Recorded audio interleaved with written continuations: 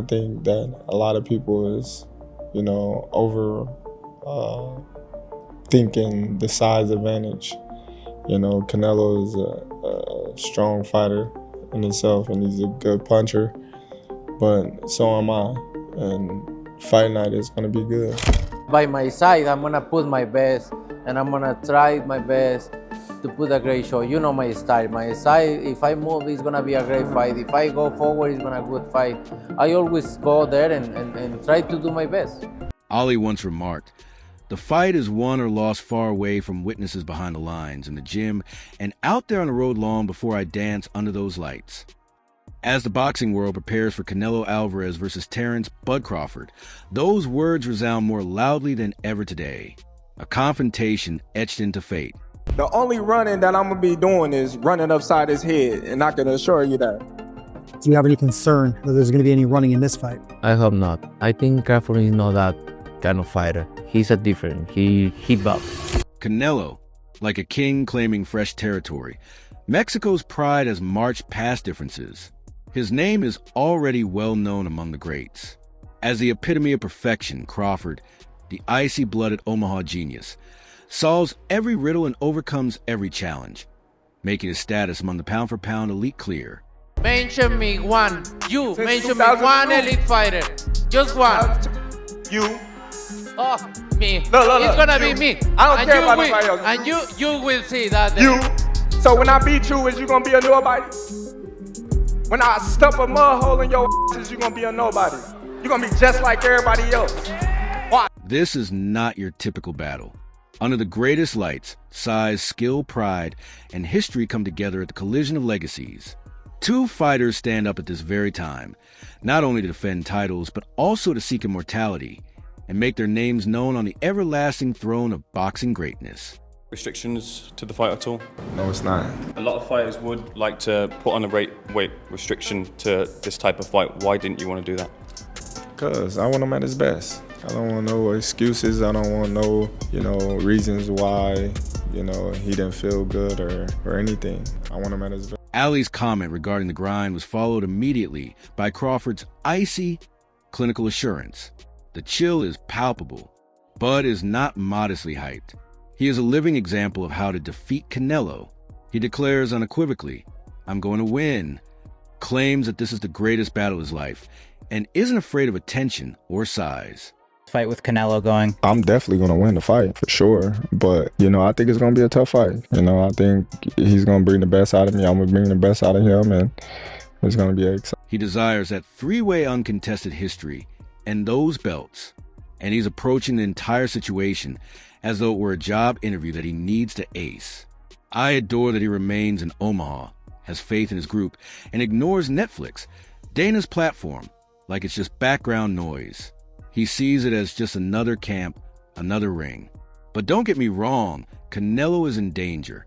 You're up against a man who examines combatants like case files and delivers an uncomfortable reality check. Canelo comes from a smaller weight class. He's not a massive fighter. He's not 6 foot tall. He's thick, but he's not, this giant. So, picking Canelo was a thing that we looked deeply into.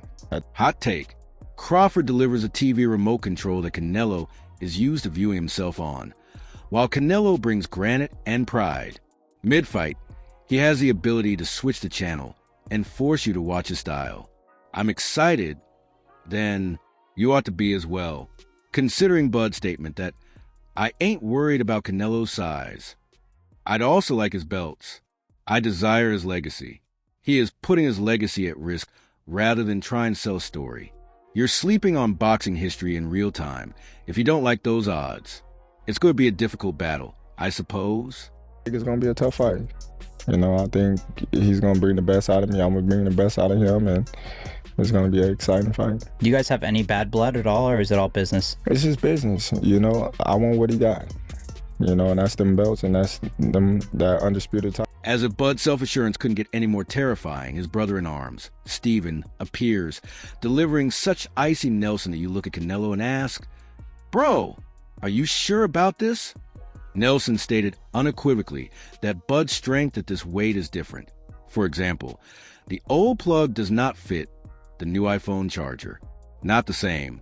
He claimed that Bud has always been able to hold his own against heavier guys, light heavies, intermediate weights, and so on. People are going to be surprised. Dude is not like, it's not like he's a small guy and he just put on a whole bunch of weight. Like when he fought 154, he was like 170, 172 going in the ring. So he's going to go in there the same way this fight. He's strong, man. He's strong. The strange thing is that Nelson claims Bud isn't even little. For years, he has been living at 170. In other words, you won't be getting a tiny welterweight on fight night. Omaha steak with more flavor is what you're getting. Nelson likened this battle to a spaceship landing on Earth, and I won't lie, that's what I felt. Imagine Bud floating down in a NASA outfit, preparing to poke him into another orbit, while Canelo looks up. You can keep arguing that size matters. But look! However, Canelo may end up looking like he purchased the incorrect Netflix package if Bud's new strength is true, as Nelson claims. And you and I are in the front row for the system error. That's what makes people great. Anybody that's ever been great, they always did something that people didn't expect. Correct. And that's going to be Bud. He's going to do something that nobody is expecting. But a lot of people who's a doubter are going to be like, dang. Or they're going to come up with excuses like always. Nelson merely provided the backdrop. Terence is a crazy person. Canelo is an elite animal. And we're all anticipating the turmoil as we sit here. Plant now steps in. And he doesn't mince words, man. He is showing both men a great deal of respect, evaluating them as if they were a coach who has witnessed too many battles and is still in awe of the skill being displayed. We're talking about Terence changing positions like a ninja while sipping cappuccino. After all, as of anticipating the hurricane, Canelo is bringing that pound-for-pound threat and Plant calling it. Terence is not a regular guy. You know what I'm saying? He's special. And, Canelo, he's a top-notch fighter, world-class fighter. Still on the pound-for-pound list, I'm sure towards somewhere near the top. And I adore it. He calls out the talents, keeps it honest, and even puts in a little "this is a question mark" of fight shade. That makes you both chuckle and perspire. Do you sense me? These two men are deadly, intelligent, and unpredictable. And Plant doesn't hesitate to express it.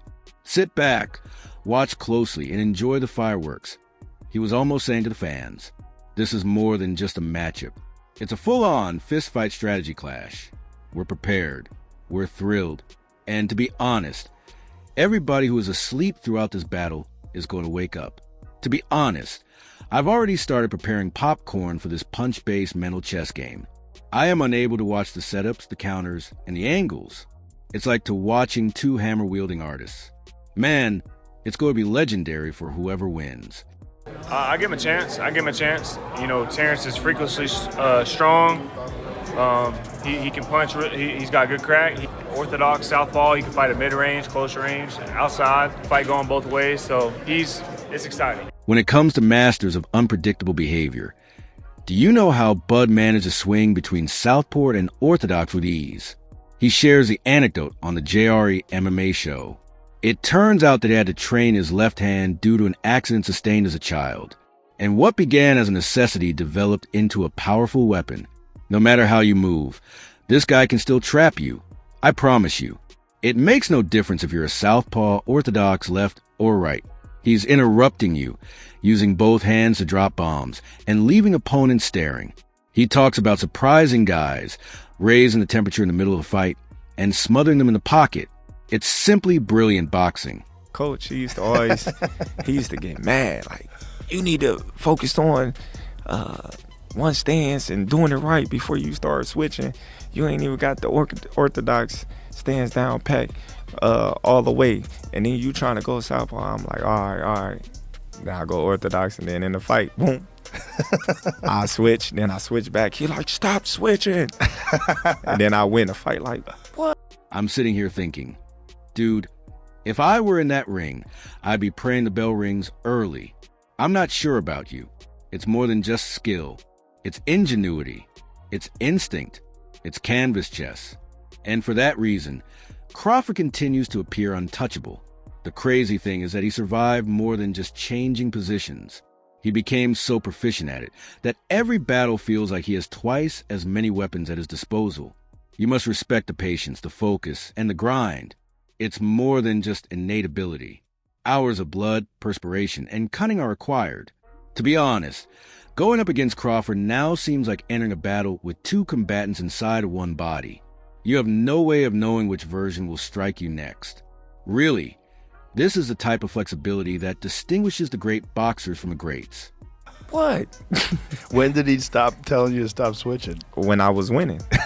he was like, all right, since I can't stop you from switching, we just gonna train that way. So yeah, if you do 4 rounds, you're gonna do 2 rounds southpaw, you're gonna do 2 rounds orthodox.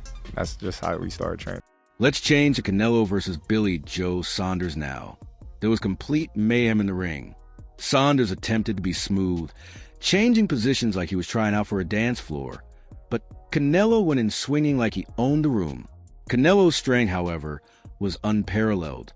In the 8th round, he delivered the brutal punch that literally snapped Saunders' orbital bone, ending the bout. It wasn't merely a fortunate shot. His exquisite counters, hooks, and jabs built pressure, like a ticking time bomb as he chipped away at Saunders with each round. The fight, his orbital was shattered, his cheekbones were shattered. I think the way the cheekbone connects to the upper jaw was cracked. Wow. Look at that. Isn't that crazy? So the orbital, see that stuff in the back of his eye? Yeah. The bone that's like the shelf that holds the eyeball in got crushed. With more than half of his power shots landing, he outscored Saunders 73-60, demonstrating his unrivaled timing and accuracy. Canelo brought in a guaranteed $15 million, which most likely increased to $35 million with PPV, while Saunders took home a healthy $8 million payout. It was crazy to watch that fight. Every punch counted. Each round was a declaration. And when Canelo delivered his uppercut to Saunders, you could feel everyone in the stadium gasp. Canelo did not simply triumph. He reminded everyone that he is a calculating predator in the ring and a finishing machine. Saunders also discovered the hard way that you can't expect more than a few bumps and even a broken face when you step in with a lion. You have to go in and they put all these plates underneath where the eyeball sits. And then on the outside, on the upper left side of the eyeball, that's cracked, the lower side's cracked, and then look how the cheekbone's cracked all the way down to the upper.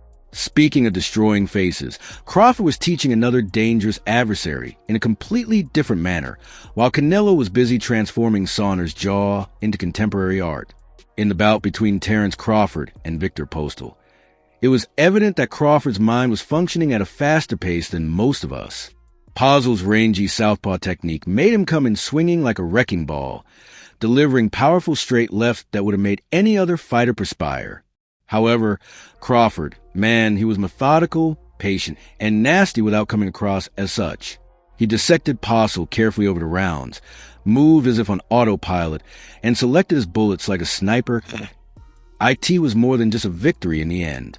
It was a declaration.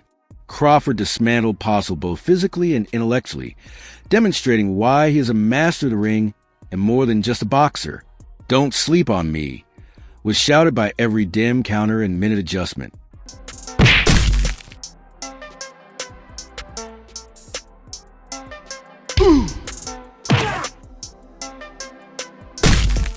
You can see the template for how he uses challenging, dangerous opponents as stepping stones, while ever losing his composure if you watch the fight. To be honest, it's the kind of performance that takes you back in time and allows you to appreciate boxing at its most intelligent and icy level.